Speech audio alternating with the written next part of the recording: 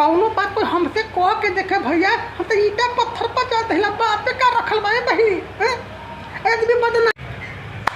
अच्छा भैया, सही कहावत कहल गल कि मेहरारू बात ना पचा सकती भात पचा सकते हैं।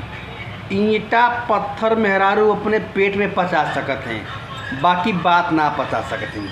अब कौनो बात अगर तू मेहरारू से कह दा और सोचा कि अब ये बात उनके दिल में समाए गल, लेकिन ना, जब से दो चार लोगन से ना कहिए उन्हन के पेट का पानी ना पची, उन्हन के खैके ना पची, देख कही नहीं का देखा।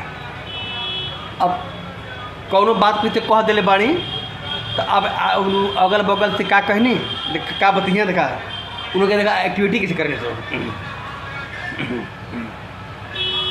पता नहीं कौन बोले रे कहे ना तो कि मेहरारू की बात पचबे ना करे। हाँ हाँ, ये कोनो माने बात